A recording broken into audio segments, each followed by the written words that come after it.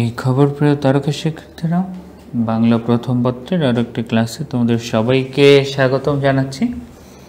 অনেকদিন পরে দেখা, অনেকদিন পরে আবার বাংলা প্রথম পত্রের জগতে ঢোকা। সবাই খুব দ্রুত ক্লাসটাতে জয়েন হয়ে যাব।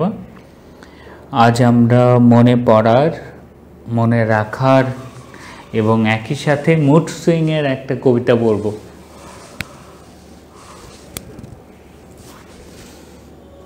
সবাই দ্রুত ক্লাসটাতে জয়েন হয়ে যাও। ওয়ালাইকুম আসসালাম ভাইয়া, আলহামদুলিল্লাহ ভালো আছি।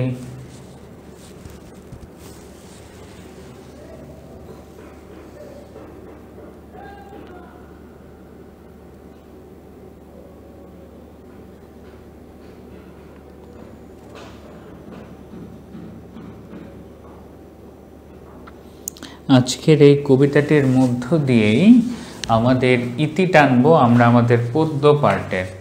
আমাদের পদ্য পার্ট শেষ হয়ে যাবে পুরোপুরিভাবে বাংলা ফার্স্ট পেপারের, এবং তারপরে আমরা গদ্য পার্টে বাকি অংশগুলো নিয়ে আলোচনা করব। গদ্য পার্টেও আমাদের দুটো প্রবন্ধ হয়ে গেছে। বাংলা ফার্স্ট পেপারে আমাদের এখন মেজর দুটো ভয় বাকি, উপন্যাস এবং নাটক। সেটাও আমরা খুব দ্রুত শুরু করে দিব এবং শেষ করে দিব, যেন বাংলা ফার্স্ট পেপারে রিভিশনের দরকার হয় একটা বেশ বড় সড় সময়ের মধ্যে। ওকে, ওয়ালাইকুম আসসালাম ভাইয়া, আলহামদুলিল্লাহ ভালো আছি, আল্লাহ ভালো রেখেছেন। সবাই জয়েন হও ফার্স্ট।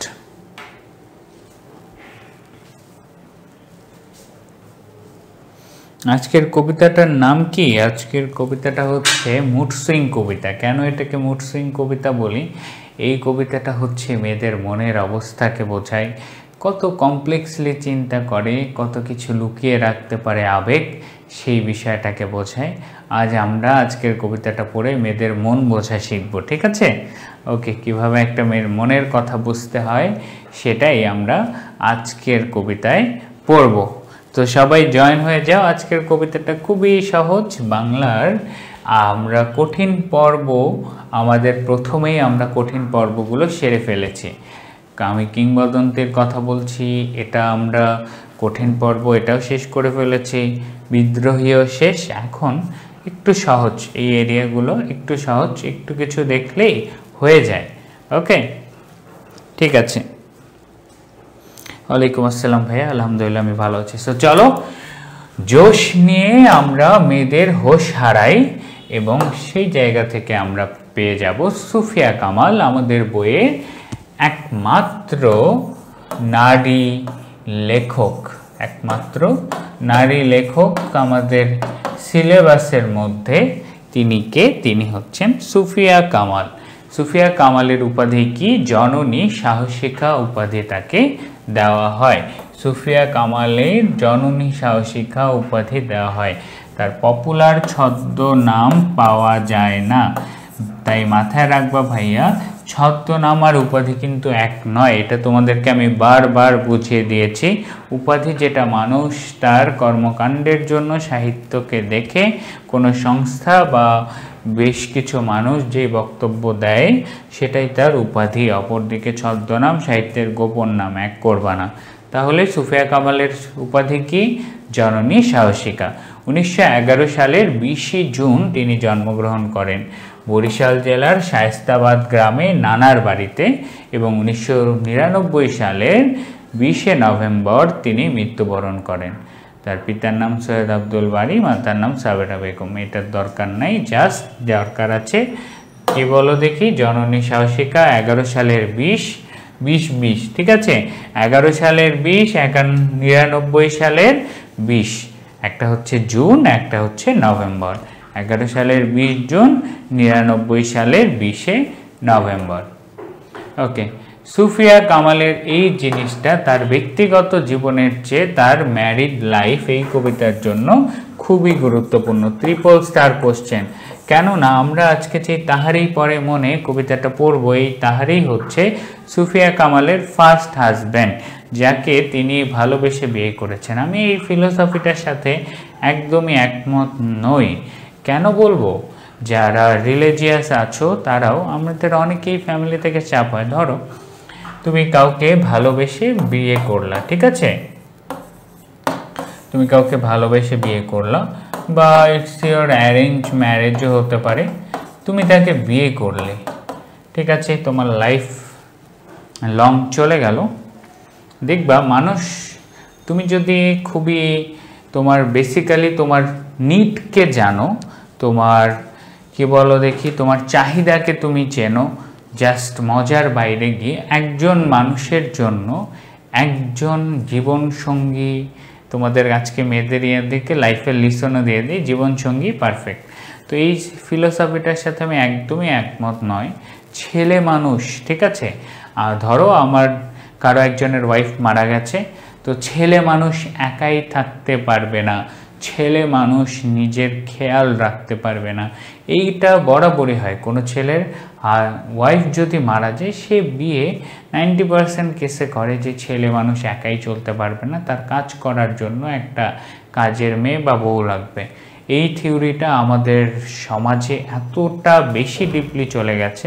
দেখো, এটা আল্লাহ তাআলা বলা আছে যে সৌন্দর্যটা কিছুই না, বরং সৌন্দর্য হচ্ছে প্রপাণ্ডকাল, মানে কি সমানুপাতিক। যেমন ধরো সমানুপাতিক না, সরি ব্যস্তানুপাতিক। যেমন ধরো এই লাইফে তোমার ইন লাইফে সৌন্দর্য নয়, বরং মনের মিলন যার সাথে ঘটবে তাকেই তুমি বিবাহ করবে। তোমার আর ব্যস্তানুপাতিক, অর্থাৎ দুনিয়ার লাইফে তোমার বউ যদি মানুষের বলা যে দেখতে সুন্দর হয়, যত কুৎসিত হবে দেখতে, তোমার আফটার লাইফে তোমার বউ তত বেশি সৌন্দর্য হবে। সৌন্দর্য জাস্ট একটা পার্ট লাইফে। দেখলাম, দেখে চেহারাটা আয়নায় দেখে সাদা সাদা লাগতেছে, ছোট্ট একটা চিন্তাধারা না, তারপরেও আমরা এগুলো থেকে বের হইতে পারি না, সমাজ আমাদেরকে বের হইতে দেয় না। সিম্পল একটা হিসাব মাথায় রাখবা, তুমি যদি আসলেই নিজের পিওর টু হার্ট হও, লাইফে যদি তুমি আসলেই একটু শান্তিতে থেকে এই দুনিয়ার লাইফটা যতদিন তুমি পার করতে পারবা, ততদিন যদি একটু শান্তিতে তুমি দুনিয়ার লাইফটা পার করতে চাও, তবে সেক্ষেত্রে তোমার জীবনে একজনের অধিকার কারো দরকার নাই। একটু ভেবে দেখবা, যেই একজনটা আছে, এবং এই থিওরির সাথে আমি একদমই একমত নই যে মানুষ একটু অপেক্ষা করতেই পারে, বরং এই অপেক্ষাটা তোমাকে ইবাদতের ক্ষেত্রে অন্য কোনো কাজে তোমাকে হেল্প করবে, তোমাকে ইন্সপিরেশন দিবে যে আমি এই লাইফটাকে সার্থক করে যাই, আমার আফটার লাইফে আমি যেন তাকে দাবি করতে পারি। খুব সহজ একটা ফিলোসফি না? তো সেই ফিলোসফির বাইরে গিয়েই সুফিয়া কামাল এত কষ্ট করে তার স্বামীর কথা ভুলতে পারেননি, বাট তারপরেও তিনি পরবর্তীতে গিয়ে ঠিকই আবার আরেকজনকে বিয়ে করেছেন। ওকে, ঠিক আছে, হতে পারে সমাজের বাস্তবতা, তাই না, বাট থাকা পসিবল। তো সেই কারণেই আজকে যে কবিতাটা পড়বো, যার কথা সুফিয়া কামাল বলবে, তাই না?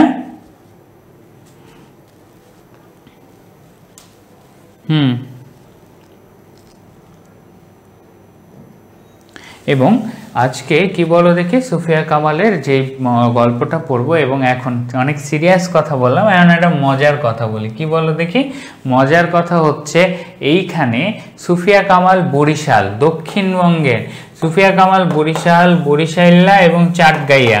এখানে বরিশাল্লা এবং চাটগাইয়া কে কে আছো, এটা পড়ে মাথায় রাখবা। এদের জন্য মনে করো ফরজ, বরিশাল্লা এবং চাটগাইয়ারা নিজের রক্তের বাইরে যাইতেই চায় না। কেন যাইতে চায় না? তারা নিজের রক্তের বিশুদ্ধতা রক্ষা করতে চায়। সে কারণে হয় খালাতো ভাই, না হলে মামাতো ভাই, না হলে চাচাতো ভাইকে বিয়ে করে। এটা তোমাদের হচ্ছে বরিশাল্লা এবং চাটগাইয়ার ধর্ম হয়ে গেছে, কি বলে ওটাকে, ফরজ কাজ হয়ে গেছে, যে চাচাতো ভাই খালাতো ভাইয়ের বাইরে আমাদের বিয়ে করা যাবে না। জন্মানোর সাথে সাথে চাচাতো ভাই খালাতো ভাইয়ের সাথে বিয়ে রেডি করে রাখে, তাই না? কয়জন বিয়ে করবো এরকম বলো দেখি, চাচাতো ভাই খালাতো ভাইয়ের সাথে? সুফিয়া কামালও ঠিক তেমনি ভাবে তার জ্ঞাতি ভাই সৈয়দ নেহাল হোসেনের সাথে 11 বছর বয়সে তার বিয়ে হয়। ঠিক আছে, জ্ঞাতি ভাই মানে হচ্ছে তার কি বলো দেখি, চাচাতো ভাই। ওকে, ঠিক আছে, তাহলে সুফিয়া কামালের প্রথম বিয়ে হয় কার সাথে? সৈয়দ নেহাল হোসেনের সাথে। তার কত বছর বয়সে? 11 বছর বয়সে, 1922 সালে। তাদের 10 বছরের সংসার হয়। 1932 সালে তিনি মারা যান। তিনি মারা যান কবে? 1932 সালে। সৈয়দ নেহাল হোসেনের মৃত্যুর পর তিনি কলকাতার একটি শিক্ষা প্রতিষ্ঠানে চাকরি করতেন এবং তার একটি সন্তান হয়েছিল সুফিয়া কামালের। তার নাম কি? তার নাম হচ্ছে সুলতানা কামাল। ওকে, সুফিয়া কামাল দ্বিতীয় বিয়ে করেন কামাল উদ্দিন MSc কে, তিনি 28 বছর বয়সে 1939 সালে। ওকে, ঠিক আছে। তাহলে সুফিয়া কামালের বেসিক কথা জানার যে তিনি কার জন্য, সৈয়দ নেহাল হোসেনের জন্য এই কবিতাটা লেখা, যার মৃত্যুর পরে তার শোক তিনি অনেক দিনই ভুলতে পারেননি। 1932 সালে মারা যান, 7 বছর পরে অনেক দিন শেষ হয়ে যায় এবং তিনি দ্বিতীয় বিয়ে করেন। ওকে, ঠিক আছে।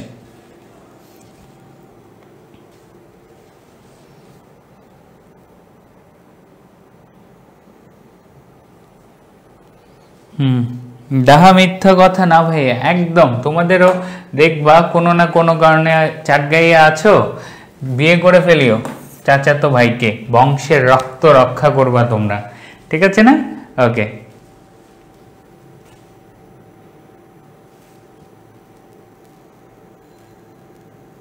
কাজের মেয়ে বা বউ, ও তুমি ওইটাতে লাগে আছে, আমি ওটা বলিনি, বাট থিওরি এরকমই হয়ে গেছে না যে ফ্যামিলি লাইফে মেয়েদের জন্য কাজ একদম নির্ধারণ করা। রিলিজিয়াস ভিউ যদি কোনো মেয়ের মাঝে থাকে, তার মাঝে কি থাকা যাবে না, তার মাঝে প্রোডাক্টিভিটি থাকা যাবে না। ধর্ম তো আমাদেরকে এটা বোঝায় না, তাই না? হ্যাঁ, সে পর্দার আন্ডারে গিয়ে বাকি যেটুকু করতে পারে, তার ক্রিয়েটিভিটি সে দেখাইতেই পারে। ধরো তুমি যে কোনো একটা, এই জিনিসটা আজকে তোমাদের ক্লাসটা, তোমাদের মেটাফোরটা ভাঙার জন্য দেখো, এখন যদি কেউ পড়তে আগ্রহী হয় বাট ধর্মীয় দিক থেকে অবভিয়াসলি বাইরে মিক্সিং, বাট এখন ফ্রিল্যান্সিংয়ের যে অরাটা আছে সেই জায়গায় কোডিং শিখুক, নিজের কোড সেল করুক, পড়ার জায়গার তো কোনো বাধা নাই, তাই না? এই জিনিসটাকে কখনো কেউ বাধা মনে করবা না, তুমি চাইলে সব সম্ভব, আর তুমি যদি না চাও কিছুই সম্ভব না। চলো এখন পড়ায় চলে যাই। আমাদের সুফিয়া কামালের কি বলো দেখি, গল্পগ্রন্থ কেয়ার কাটা, গল্পগ্রন্থের নাম কেয়ার কাটা, একটাই গল্পগ্রন্থ, এটাই অ্যাডমিশনে 2 বার চলে এসেছে। কেয়ার কাটা নিচের কোনটি সুফিয়া কামালের গ্রন্থ? সেটা কি? কেয়ার কাটা 1937 সালে পাবলিশ হয়। তার উপন্যাস একটাই আছে, উপন্যাসের নাম কি? অন্তরা। এবং ছোট বাচ্চাদের জন্য বা শিশুতোষ গ্রন্থ আছে 2টা, ইতল বিতল এবং নল কিশোরের দরবারে। নেক্সট থিং দেখো, খুবই কনফিউজিং কোশ্চেন এটা, তোমাদের সব জায়গায় এটা নিয়ে কনফিউশন হয়। অ্যাডমিশনে এরকম সেম নামগুলো আমাদের সবাইকে মনে রাখতে হবে, ঠিক আছে? আমাদেরকে কি অ্যাডমিশনে এই সেম নামগুলো মনে রাখতে হবে? 2টো নাম, একটা হচ্ছে 71-এর ডায়েরি এবং আরেকটা হচ্ছে 71-এর দিনগুলি। খুবই গুরুত্বপূর্ণ, 71-এর ডায়েরি আর 71-এর দিনগুলি। 71-এর ডায়েরি কে লিখছে আর 71-এর দিনগুলি কে লিখছে ভাইয়া, এটা নিয়ে কনফিউজ হওয়া যাবে না। 71-এর ডায়েরি লিখেছেন কে? 71-এর ডায়েরি লিখেছেন সুফিয়া কামাল। 71-এর দিনগুলি লিখেছেন কে? জাহানারা ইমাম। এটা নিয়ে কেউ কনফিউজ হয়ে অ্যান্সার করিও না, অপশনে অবশ্যই 2টা নামই থাকবে। 71-এর ডায়েরি যদি বলে তখন সেটা সুফিয়া কামালের, 71-এর দিনগুলি যদি বলে সেটা কার? সেটা হচ্ছে আমাদের জাহানারা ইমামের। ওকে, ঠিক আছে।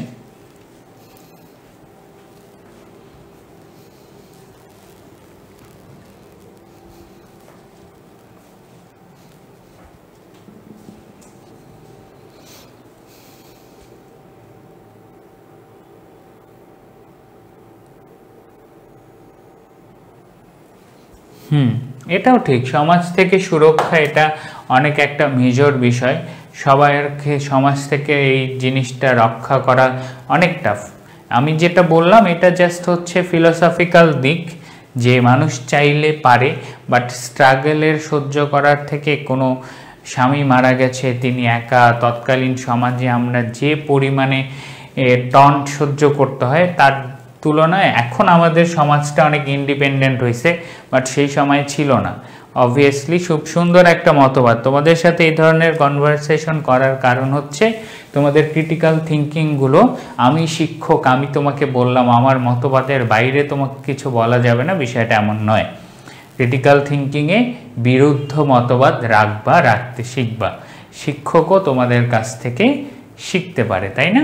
ওকে, চলো এখন এই জিনিসটাই চাচ্ছিলাম, যে এই জন্য আমি তার জন্ম তারিখটা একটু গুরুত্ব দিয়ে বললাম। দেখো 11 বছর বয়সে বিয়ে হয়, তারপরে কত 10 বছরের সংসার, 21 বছর বয়সে অর্থাৎ আমাদের এজেই তার হাজব্যান্ড মারা যায়, বাকি ফুল লাইফটা তাকে লিড করতে হতো, তাই না? এটাই। ওকে, ঠিক আছে।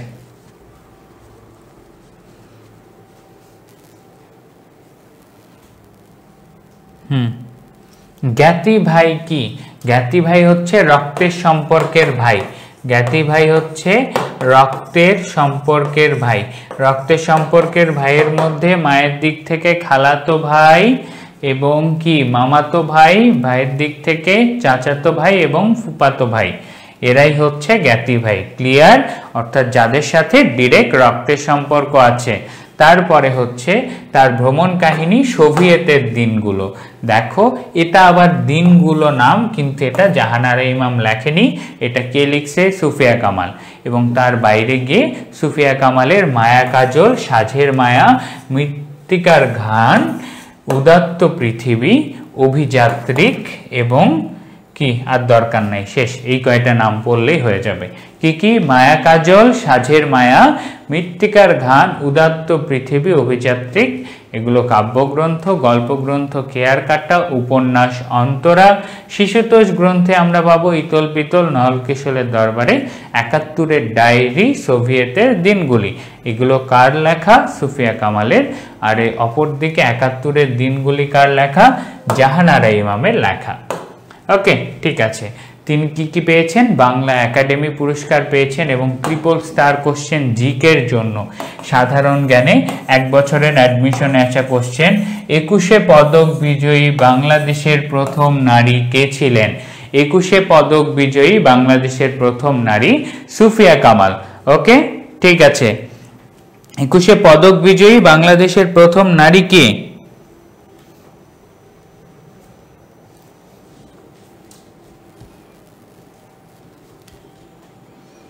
ওকে, এখন এরা কাকে কে বিয়ে করবে সেটার আলোচনায় বসছে। এই ভণ্ডগুলারে যে আমি আর কি বলি, এই ভণ্ডগুলো পড়ায় মনোযোগ দাও। সেটা হচ্ছে 21শে পদক কি বলো দেখি? এরা তো এদেরকে চটকারা না খাইলে এদের পড়া ঠিক হয় না। কি বলো দেখি? 21শে পদক বিজয়ী বাংলাদেশের প্রথম নারীকে? 21শে পদক বিজয়ী বাংলাদেশের প্রথম নারী হচ্ছেন সুফিয়া কামাল। বাংলা একাডেমি পুরস্কারও পেয়েছেন, একই সাথে নাসির উদ্দিন স্বর্ণ পদকও পেয়েছেন। সুফিয়া কামালকে জানা গুরুত্বপূর্ণ কেন? কারণ একমাত্র নারী কবি, নারীবাদী চেতনা থেকে এখন অনেক কিছু হচ্ছে দেশে, তো প্রশ্ন আসারও জায়গা আছে।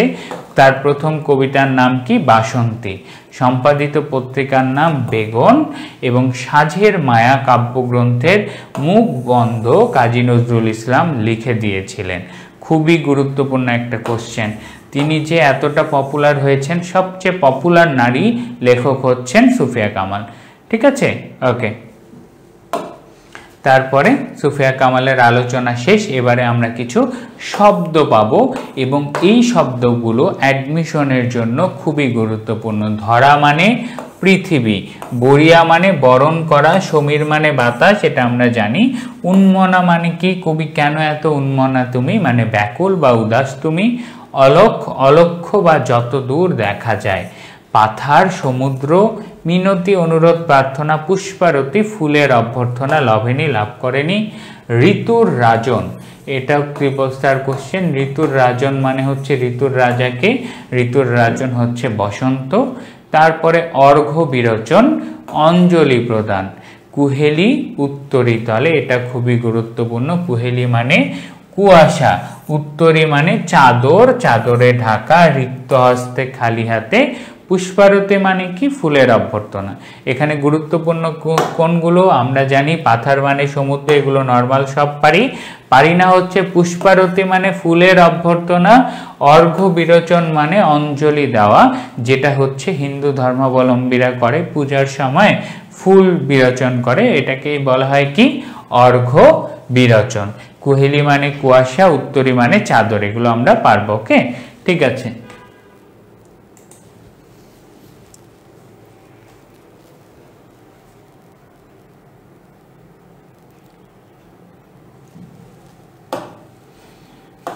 ঠিক আছে, ওকে। চলো আমরা এখন তাহারই পরে কবিতার একদম বেসিক জিনিসটা পড়ি। এবং দেখো এই কবিতাটা অ্যাডমিশনে এই কবিতার উৎসের কোশ্চেনটা কম করে হলেও আমার দেখা মতে নোট করছিলাম কতবার, 4 বার।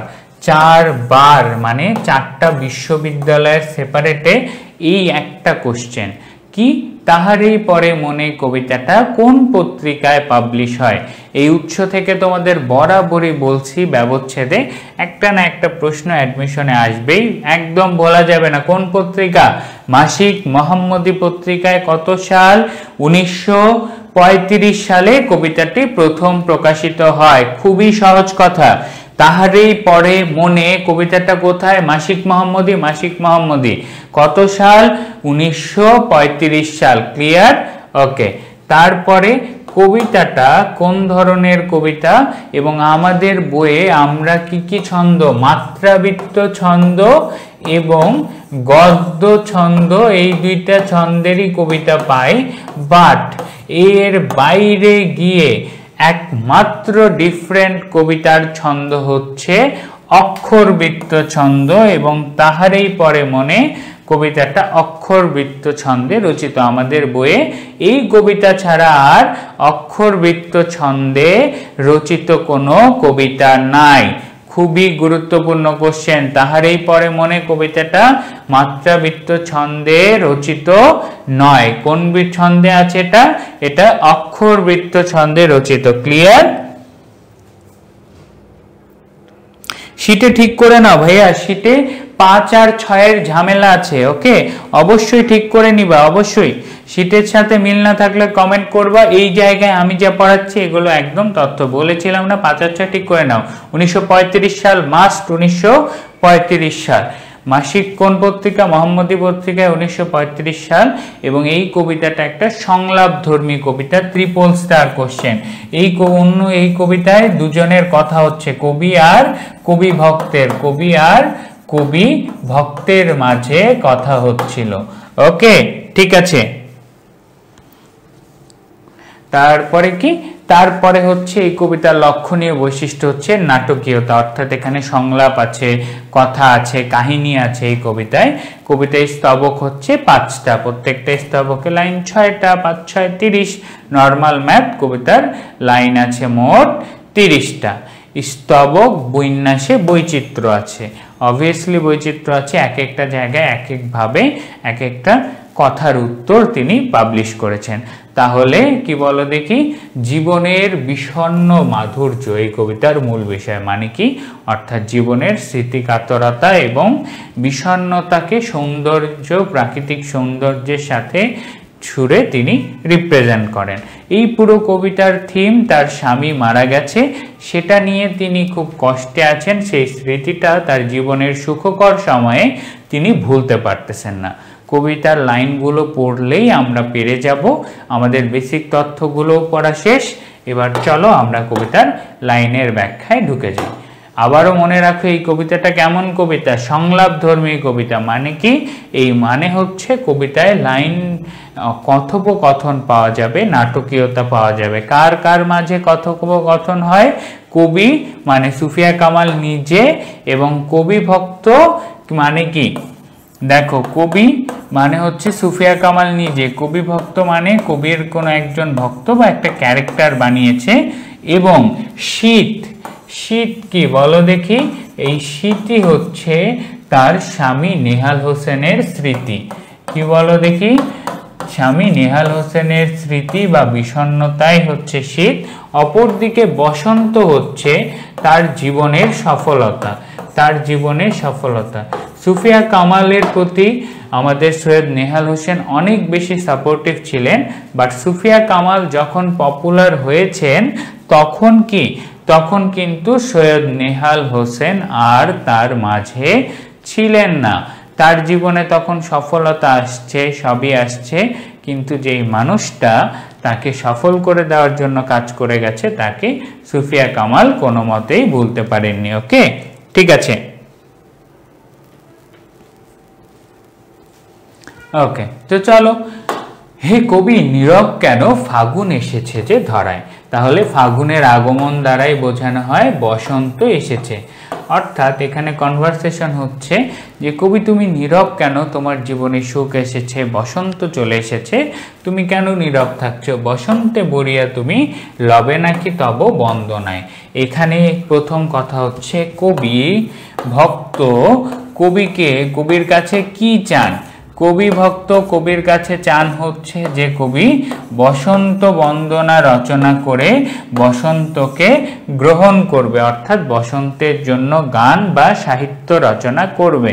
তাহলে কবি ভক্ত বলছে যে কবি তুমি কেন নীরব কেন, ফাগুন এসেছে ধরায়, অর্থাৎ বসন্ত এসেছে কিভাবে বুঝতে পারে, ফাগুন মাসের আগমনে।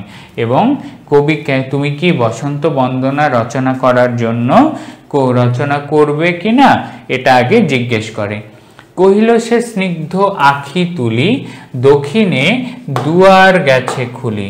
এখন স্নিগ্ধ আখি এই জায়গাটা নিয়ে সবচেয়ে বেশি কনফিউশন ভাইয়া। স্নিগ্ধ আখি মানে স্নিগ্ধ আখি মানে কোমল চক্ষু হতে পারে, আবার অশ্রুসিক্ত চক্ষু হতে পারে। মানুষ যখন কষ্টে থাকে, ঠিক আছে, মানুষ যখন কষ্টে থাকে, এই কবিতার এই জায়গাটা এতটা কনফিউজিং দেখো, বাট কবিতার থিম বুঝলে সবচেয়ে অ্যাপ্রোপ্রিয়েট উত্তর মনে হয় অশ্রুসিক্ত আখি। কেন, নর্মালি স্নিগ্ধ আখি মানে আমরা জানি কোমল চোখ, সেমনিতে স্নিগ্ধ আখি মানে কোমল চোখ, নরম চোখ এমন অর্থ বোঝায়, বা উৎসুক চাহনি জীবনেও হবে না। যেই বইয়ে দেখবে উৎসুক চাহনি, তার মাথার তার ছেঁড়া, তার মাথার কি তার ছেঁড়া। উৎসুক চাহনির সাথে স্নিগ্ধ শব্দটার কোনোভাবেই যায় না। স্নিগ্ধ অনেক সময় ভেজা অর্থে ব্যবহৃত হয়, যেখান থেকে আমরা পাবো অশ্রুসিক্ত নয়ন, মাছ মোর অ্যাপ্রোপ্রিয়েট ওটা দাগাবা, অথবা সেটা হবে কোমল চোখ যদি অপশনে অশ্রুসিক্ত নয়ন না থাকে। বাট উৎসুক চাহনি যতগুলো পপুলার বইয়ে দেখছো সবগুলো একদম ভুল ভুল ভুল। ক্লিয়ার? ওকে, তাহলে কি হবে বলো দেখি। অশ্রুসিক্ত চোখ বা হালকা ভেজা চোখ দিয়ে তিনি তাকিয়ে বলেন, কারণ কবি কি ছিল, কবি তো এমনিতেই মনে কষ্টে, তার শীতের রিক্ততা তাকে কষ্ট দিচ্ছে। কষ্ট হলে স্নিগ্ধ আখি অর্থাৎ চোখের কোণে একটু তো পানি জমবেই, তাই না? সেই জায়গা থেকে অশ্রুসিক্ত চোখ তুলে তিনি বললেন, দক্ষিণে দুয়ার গেছে খুলি, বাতাবি নেবুর ফুল ফুটেছে কি, ফুটেছে কি আমের মুকুল, দক্ষিণা সমীর তার গন্ধে হয়েছে কি অধীর আকুল। অর্থাৎ কবি বলছেন যে কি কোন ফুলের কথা, অর্থাৎ বসন্তের আগমনে কি কি হবে, বাতাবি লেবুর ফুল ফুটবে, আমের মুকুল ফুল ফুটবে, এবং কি কোন দিক দিয়ে বাতাস আসবে, দক্ষিণা বাতাস, অর্থাৎ দক্ষিণ দিকের বাতাস। সমীর মানে কি বাতাস, অর্থাৎ বসন্তের আগমনের উপলব্ধি কি কি দিয়ে করা যায়, কিসের বসন্তের আগমনে কিসের ফুল ফুটবে, বাতাবি লেবুর ফুল ফুটবে। ক্যামেরা বন্ধ হয়ে গেছে, বুঝতে পারছি, ঠিক করে দিচ্ছি, বাচ্চারা একটু অপেক্ষা করো।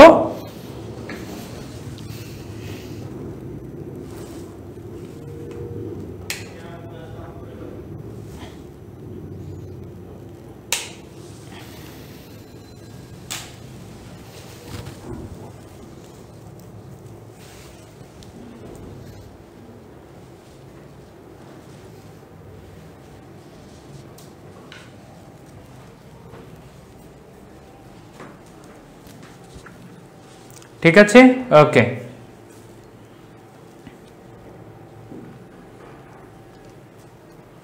ঠিক হয়েছে না ভাই? এটা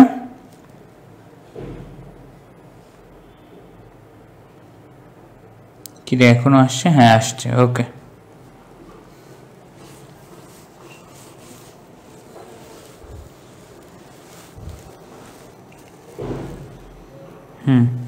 ওকে, তাহলে হে কবি নীরব কেন, অর্থাৎ কবি তুমি কি সম্পর্কে, কবি কি সম্পর্কে নীরব, বসন্তের আগমন সম্পর্কে নীরব। বসন্তকে বরণ করার জন্য কবিকে কি প্রশ্ন করা হয়, কবি বসন্ত বন্দনা কেন রচনা করছেন না। তারপরে স্নিগ্ধ আখি মানে অশ্রুসিক্ত আখি বা কোমল চোখ, এবং কি দক্ষিণ দুয়ার গেছে খুলি, অর্থাৎ দক্ষিণা দুয়ার দ্বারা বোঝানো হয়, দক্ষিণা বাতাস দ্বারা বোঝানো হয় কি বসন্তের আগমন। বসন্তের আগমনে কোন ফুল ফুটবে? বাতাবি লেবুর ফুল ফুটবে এবং আমের মুকুল হবে। ঠিক আছে, তারপরে বললেন কবি, এখনো দেখনি তুমি? কহিলাম, কেন কবি আজ এমন উন্মনা তুমি? কোথা তব নব পুষ্প সাজ। অর্থাৎ এইবারে কবি ভক্তের কথা, এটা খুবই ক্লিয়ার হবা কোনটা কে বলতেছে। ঠিক আছে, কোন কথাটা কার। আগে দেখো প্রথম দিকের লাইনে, হে কবি নীরব কেন? ফাগুন এসেছে যে ধরায়, তুমি কি করবা না। এই পুরো কথাটা কার? এই পুরো কথাটা হচ্ছে কবি ভক্ত বলতেছে যে বসন্ত বন্দনা তুমি করবা না। তারপরে স্নিগ্ধ আঁখি তুলে কে বললো এই পুরো কথাটা? যে বাতাবি লেবুর। এটা হচ্ছে কবির কথা। এটা কার কথা? কবির কথা। তারপরে আবার কবি ভক্ত বলা শুরু করলো, এখনো দেখনি তুমি? কি? কহিলাম, কেন কবি আজ এমন উন্মনা তুমি? উন্মনা মানে উদাসীন। অর্থাৎ কবি, তুমি তোমার জীবনের সফলতায় এতটা উদাসীন কেন? এটা হচ্ছে ভিতরের অর্থ। তোমার কোথায় নবপুষ্প সাজ কোথায়? বসন্ত চলে এসেছে, তুমি এত উদাসীন কেন? কহিল সে সুদূরে চাহিয়া, অলখের পাথার বাহিয়া, তরিতার এসেছে কি? বেজেছে কি আগমনী গান? ডেকেছে কি সে আমারে? শুনি নাই, রাখিনি সন্ধান। এই জায়গা থেকে কবি অভিমানীর সুরে একটা বলছেন যে কি, তাহলে বসন্ত কি আসলেই চলে এসেছে? বসন্তের আগমনী গান কি বেজে গেছে? আমি কি করি নাই, শুনি নাই, রাখিনি সন্ধান। অর্থাৎ এখানে কবির বসন্তের প্রতি উদাসীনতা প্রকাশ পেয়েছে। কবিতাটা খুবই সহজ, জাস্ট লাইন টু লাইন অর্থ করতে হবে। শুনি নাই, রাখিনি সন্ধান, এর দ্বারা বসন্তের প্রতি কবির উদাসীনতা প্রকাশ পেয়েছে যে বসন্ত আমাকে ডাকেও নি এবং আমার ওর ব্যাপারে কোনো কেয়ারই নাই। যাই হোক, বসন্তের যা ইচ্ছা তাই করুক। এই জায়গায় কবি কি বলো দেখি? তার জীবনে সফলতা এসেছে, প্রাচুর্য এসেছে, সৌন্দর্য এসেছে। তাই কি এই সৌন্দর্য কি কবির জীবনকে আসলেই আঘাত করছে? কবি এর ব্যাপারে কোনো সন্ধানই রাখেননি। ঠিক আছে, ওকে। তারপরে কহিলাম, ওগো কবি, রচিয়া লহনা আজ গীতি, বসন্ত বন্দনা তব কণ্ঠে শুনি এ মোর মিনতি। তাহলে কবি ভক্তের মিনতি কি? প্রথমে তো জিজ্ঞেস করলো লিখবা কিনা, তারপর কবি ভক্ত অনুরোধ করে কবিকে বসন্ত বন্দনা বা বসন্তের গান রচনা করতে। এবং জীবনের এটাকে বসন্ত বন্দনার ভিতরের অর্থ কি? এর ভিতরের অর্থ হচ্ছে জীবনের সুখকে অনুভব করা। কি বলো দেখি? জীবনের সুখ বা সুখের গান রচনা করা। অর্থাৎ এটার অর্থ জীবনের সুখকে অনুভব করার জন্য কবি ভক্ত বলছে যে তোমার জীবনে যেহেতু এসেছে তাহলে এটাকে সুখকর ভাবেই গ্রহণ করে নাও। কহিল সে মৃদু স্বরে, নাই হলো নাহক এবারে, আমারে গাহিতে গান বসন্তেরে আনিতে বাড়িয়া, রহেনি সে ভুলে নিত এসেছে তা ফাগুন সরিয়া। অর্থাৎ কবি বসন্ত বন্দনা যে রচনা করেননি তার মানে তো আর বসন্ত থেমে যায়নি। কবি তার সফলতাকে অনুভব করছেন না বলে তার জীবনে সফলতা আসেনি এমন না, সফলতা এসেছে তার মতোই আছে, যেটা কবিরকে কিছুই করছে না। ওকে, ঠিক আছে। তাহলে কবির কি স্বরকে কিসের সাথে তুলনা করা হয়? মধু এবং মৃদু। ট্রিপল স্টার কোশ্চেন নোট করো। কেমন বলো দেখি? চোখ কেমন? স্নিগ্ধ আঁখি বা কোমল চোখ। অপরদিকে কবির কণ্ঠস্বর কেমন? মৃদু বা মৃদু মধু। কেমন কণ্ঠস্বর? মৃদু মধু কণ্ঠস্বর। ওকে, ঠিক আছে। তারপরে কি? তারপরে চলে যাই, কহিলাম, ওগো কবি, অভিমান করেছ কি তাই? যদিও এসেছে তবু তুমি তারে করিলে বৃথা। এটা কারে বৃথা করলো? বসন্তকে বৃথা করলো। অর্থাৎ এটা কবি ভক্তের কথা যে কবি অভিমান করেছো যে তোমাকে ডাকেনি, বাট তোমাকে বসন্ত কিছু বলেনি, বাট এটা তো আসলে কিছুই না, যেভা এসেছে তো তুমি তাকে কেন বৃথা করবে? কহিল সে পরম হেলায়, বৃথা কেন? ফাগুন বেলায় ফুল কি ফোটেনি শাখে, পুষ্পারতি লভেনি কি ঋতুর রাজন, মাধব কুড়ির বুকে গন্ধ নাহি, করে নাই অর্ঘ্য বিরচন, হোক তবু বসন্তের প্রতি কেন তব এই তীব্র বিমুখতা। এর আগের লাইন পর্যন্ত কবি এই জায়গায় ডিরেক্ট বলে দেয় যে কবি বসন্ত বন্দনা রচনা করেননি বলে কি এত কিছু কেন হয়নি, সবই হইছে, ফুল ফুটেছে শাখে, পুষ্পারতি লাভ করে কে, ঋতুর রাজন, মাধবকুড়ির বুকে কি, মাধবকুড়ির বুকে গন্ধ অবশ্যই আছে, অর্ঘ্য বিরোচনও হয়ে গেছে। এগুলো একদম বেসিক কথা, এখান থেকে এমসিকিউ আসার মতন কিচ্ছু নাই। লাস্টের লাইনটাতে কি বলো দেখি, কেন তবু বসন্তের প্রতি এই তীব্র বিমুখতা। কবিভক্ত লাস্ট প্রশ্ন করে যে কবি তোমার কেন বসন্তের প্রতি এমন বিমুখতা, এবং কবি অ্যান্সার করে উপেক্ষায় ঋতুরাজে কবি দাও তুমি ব্যথা। ট্রিপল স্টার কোশ্চেন দেখো, এক হচ্ছে কবির বিমুখতা কেন, আবার নেক্সট কোশ্চেন হচ্ছে ঋতুরাজ বা বসন্তকে কবি তুমি উপেক্ষা করছো কেন। মাথায় রাখবা যে সোজা কবি দেখো, প্রথম কথা হচ্ছে তুমি বসন্তের আগমনকে কেন উপেক্ষা করছো, প্লাস আমি যখন তোমাকে জিজ্ঞেস করছি যে কেন উপেক্ষা করছো, তুমি কি ব্যাখ্যা, এটা ব্যথা না ভাই, এটা কি ব্যাখ্যা, বইয়ে ঠিক করে না, এটা ব্যথা না, এটা কি, এটা ব্যাখ্যা হবে। তাহলে তুমি বরং এটাকে নিয়ে আলাদা করে আমাকে ব্যাখ্যা দিচ্ছ কেন, তুমি তো বসন্তকে বরণ করো। তখন কবি বলতেছে কাছে সরে এসে, কুহেলি উত্তরি তলে মাঘের সন্ন্যাসী। এটা কোন কাল, এটা হচ্ছে শীতকাল, বা কি বলো দেখি, তার স্বামী, প্রথম স্বামী সৈয়দ নেহাল হোসেনের রিপ্রেজেন্ট, যে তিনি পুষ্পশূন্য দিগন্তের পথে চলে গেছে, মানে কি তার স্বামী মৃত্যুবরণ করেছে বা না ফেরার রাতে চলে গেছে। কিভাবে চলে গেছে, তার স্বামী শূন্য হাতে, রিক্ত হস্তে মানে শূন্য হাতে, কোনো সফলতা না নিয়ে, তার এই সফলতার স্বাদ না নিয়ে তার স্বামী এই পৃথিবী থেকে বিদায় নিয়েছে। তাহারেই পরে মনে ভুলিতে পারি না কোনো মতে। অর্থাৎ কাকে মনে পড়ে, তার স্বামীকে।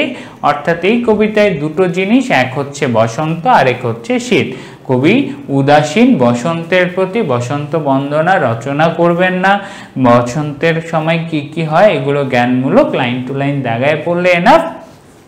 মেইন থিম এটুকুই যে কবি ভক্তরা এত কিছুর লাস্টে গিয়ে উত্তর দেয় যে আসলে তিনি তার শীতকালকে ভুলতে পারছেন না, নর্মাল অ্যান্সার, এবং মাঘের সন্ন্যাসী মানেই শীতকাল, কুয়াশার চাদরে ঢাকা শীতকালকে কবি ভুলতে পারছেন না। কেন ভুলতে পারছেন না, কারণ হচ্ছে এই শীতের মাঝেই তার জীবনের স্মৃতি জড়িয়ে আছে।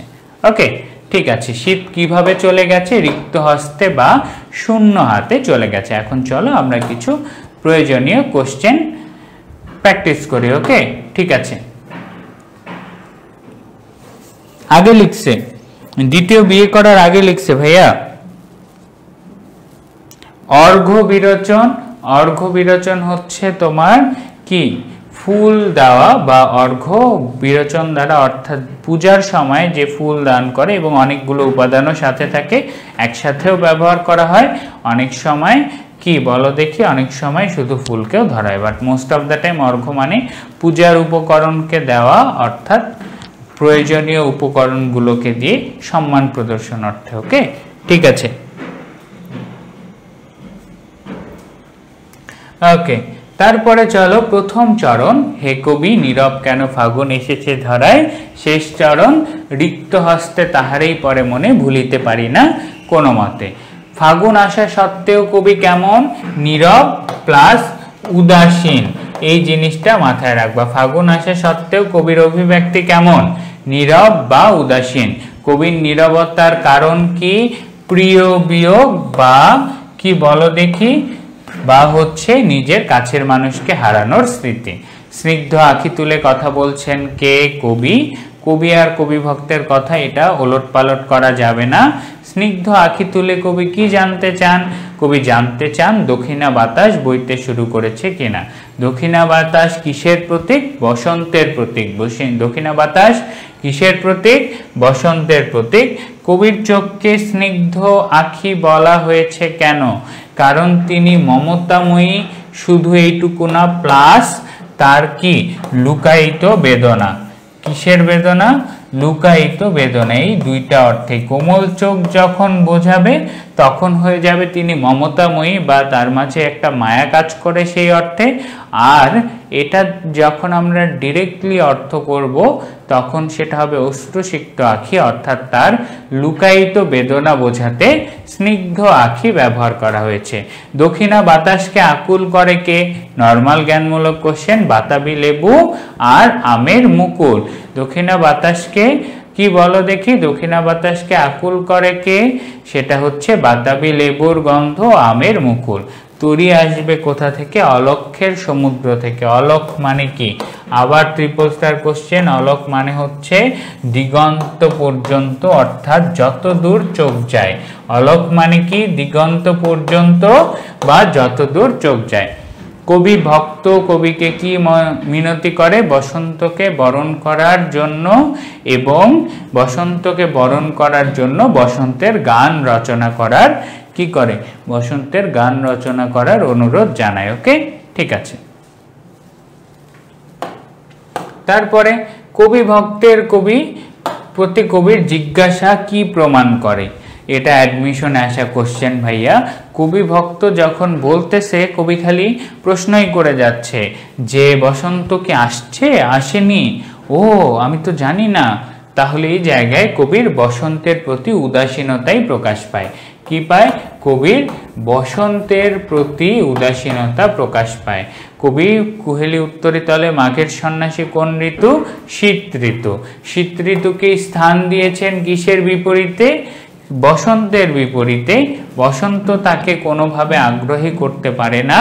যে জায়গায় কবি ভুলতে পারেন না কিসের কথা? শীতের কথা। শীত ইকুয়াল টু কবির স্বামী। ওকে, কবি কিছুতেই ভুলতে পারছেন না কাকে? শীতের করুণ বিদায়কে। ওকে, ঠিক আছে।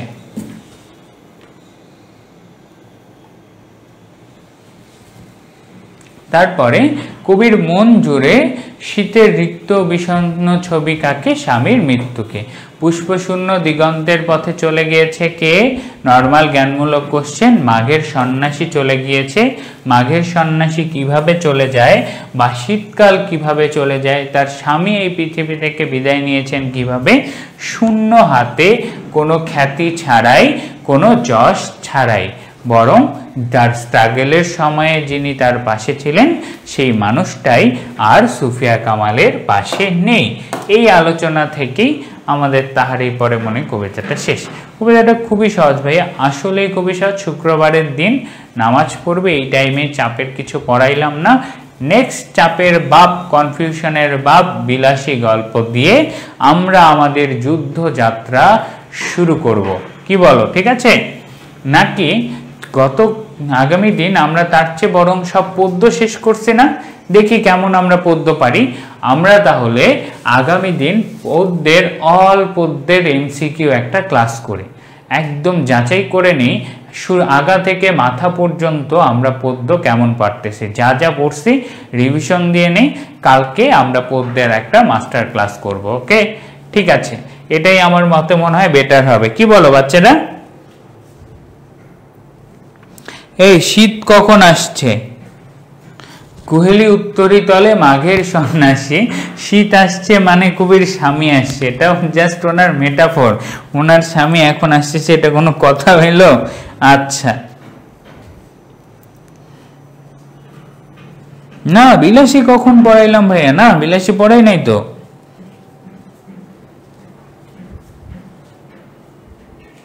ওকে, ইনশাল্লাহ আজকের কবিতাটা খুবই সহজ ছিল, কোনো প্যাচপুচ নাই, কিছু নাই। সিম্পলি একটা থিম ধরে জ্ঞানমূলকগুলো প্র্যাকটিস করলে এই কবিতা থেকে এভরি সিঙ্গেল পসিবল কোশ্চেন তুমি অ্যান্সার করতে পারবা। তাই প্রশ্ন খুব কমই হয়। ওই যে কি বললাম, মাসিক মোহাম্মদী 1935 সালে প্রকাশিত হয়, ওই তথ্যটা জাস্ট মনে রাখিও। ওকে, এবং আগামীকালকে আমরা তাহলে একটা এরকম সবাই আসবে, ফ্রেন্ডদেরকে বলবা যেন ক্লাসটা করে, যাচাই করার জন্য আমাদের একটা রিভিশনও হয়ে যাবে পদ্যের উপর। ওকে, ঠিক আছে।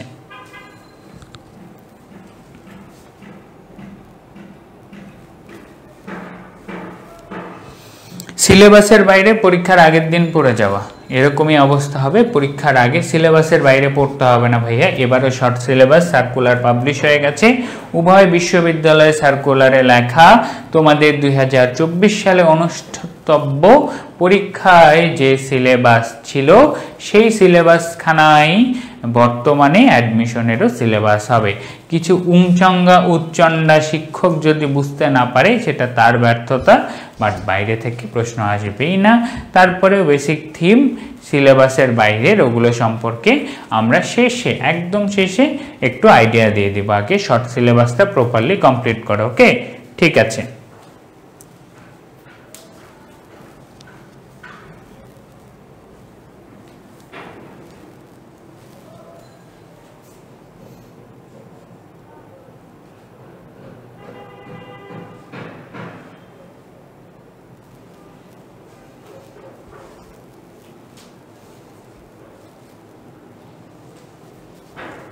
ওকে, আর কোনো প্রশ্ন নাই। আশা করি সবার জন্য শুভকামনা। ইউনিটের বাচ্চারা কোনো প্রশ্ন আছে?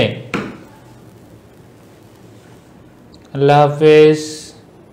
জিকে বই, আল্লাহ হাফেজ ভাইয়া। ওকে, ঠিক আছে।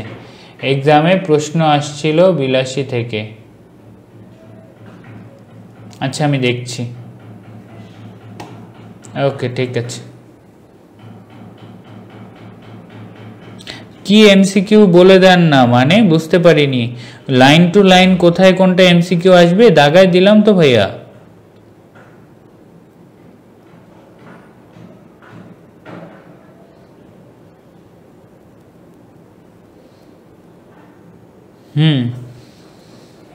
আগামী দিন সব কবিতার উপর রিভিশন হবে। আমাদের একটা কবিতার রিভিশন ক্লাস হবে। ওকে, ঠিক আছে। ওকে, আল্লাহ হাফেজ ভাইয়েরা, সবার জন্য শুভকামনা।